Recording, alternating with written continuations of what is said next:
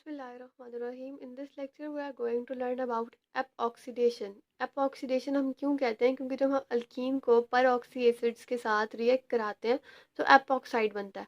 तो due to the formation of epoxide we call this reaction as epoxidation. ठीक है, इसमें भी हम क्या कराते हैं? ऑक्सीडेशन कराते हैं। जिस तरह हम लोगों ने स्वर्ण ऑक्सीडेशन और बेयर विनेगर ऑक्सीडेशन में पढ़ा कि हम ऑक्सीडेशन कराते हैं, और अपनी जो प्रीवियस थी बेयर विनेगर ऑक्सीडेशन वाली, उसमें हमने पढ़ा कि हम पर ऑक्सी एसिड्स को यूज़ करते हुए ऑक्सीडेशन कराते हैं। तो यहाँ पर भी हमने अल्कीन में पर ऑक्सी एसिड ऐड करना है और ऑक्सीडेशन करानी है। सिंपल वही चीज़ जो पहले होती आई है कि ये वाला ऑक्सीजन जो है ये यहाँ से रिमूव हो जाएगा और ये ऑक्सीजन जो है वो वहाँ पर जाकर अटैच हो जाएगा। सेम ऐसे ही होगा, जब ये ऑक्सीजन यहाँ पर आकर अटैच होना चाहेगा तो ये डबल बॉन्ड ब्रेक हो जाएगा इसके कार्बन के साथ, और इस कार्बन के साथ एक बॉन्ड बना देगा और ऑक्सीजन अटैच हो जाएगा। तो सिंपल है, एक एपॉक्साइड का आयन बन जाएगा। लेकिन ये जितना सिंपल आपको लग रहा है ये इतना सिंपल है नहीं, क्योंकि इसमें बहुत सारे बॉन्ड्स टूटने और बहुत सारे बॉन्ड्स ब्रेक होने हैं और फॉर्म होने हैं। तो वो हम देखते हैं इसका मैकेनिज्म कि किस तरह से होगा। ये तो सिंपल था, आप लोग को समझ आ गया होगा।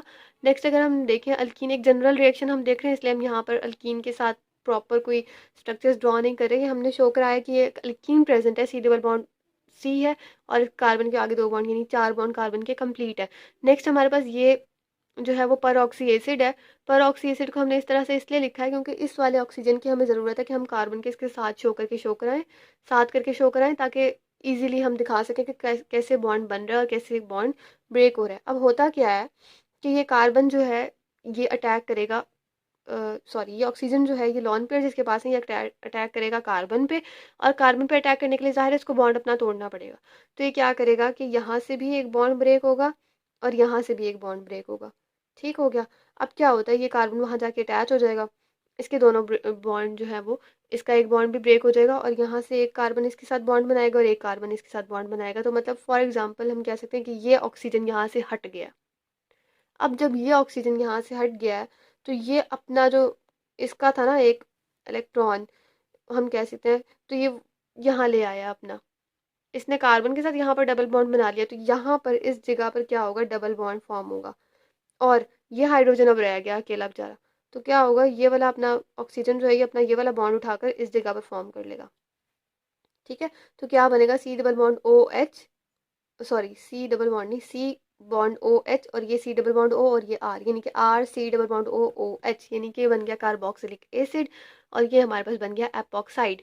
और दो पॉइंट्स जो हैं वो ये हैं कि अपर ऑक्सी एसिड OSO4 यानी ऑस्मियम ऑक्साइड, या फिर कोल्ड बेसिक KMnO4, यानी कि अगर KMnO4 की nature basic cold basic KMnO4 होगा तो ये सिर्फ और सिर्फ अल्कीन का पाई बॉन्ड ब्रेक करेगा। हम इस रिएक्शन की बात कर रहे हैं कि हमने जैसे यहाँ पर ऑक्सी एसिड यूज़ किया ना, तो क्या हुआ कि सिर्फ और सिर्फ पाई बॉन्ड ब्रेक हुआ है। आपने देखा ना ये वाला कि इसमें ऊपर वाला बॉन्ड ब्रेक हुआ है, सिर्फ सिग्मा बॉन्ड ब्रेक नहीं हुआ। तो उन्होंने कहा कि जब हम पर ऑक्सी एसिड या ऑस्मियम ऑक्साइड या फिर हम KMnO4 कोल्ड बेसिक यूज़ करेंगे तो सिर्फ और सिर्फ पाई बॉन्ड ब्रेक होगा। लेकिन अगर हम ओजोन यानी कि O3 यूज़ करते हैं तो क्या होगा, और एसिड KMnO4 यूज़ करते हैं तो क्या होगा कि पाई बॉन्ड और सिग्मा बॉन्ड दोनों ब्रेक होंगे। आपको शायद याद हो जब हम O3 ऐड करते हैं ना तो फिर रिएक्शन इस तरह नहीं बनता, फिर वो 5 वाला बन जाता है, मतलब यहाँ से इस तरह से यहाँ पे कार ऑक्सीजन और फिर इस तरह से ऑक्सीजन। तो क्या होता है कि दोनों बॉन्ड ब्रेक हो जाते हैं इसके। ठीक है, मतलब पाई बॉन्ड भी ब्रेक होता है और सिग्मा बॉन्ड भी ब्रेक होता है। इसलिए हमने कहा कि जब हम ओजोन या फिर एसिडिक KMnO4 यूज़ करते हैं तो पाई और सिग्मा बॉन्ड दोनों ब्रेक होते हैं। यहाँ से आपको MCQ आ सकता है, इसलिए ये पॉइंट कंसिडर करिएगा। होप्स आपको ये समझ आई होगी एपॉक्सीडेशन। Thank you.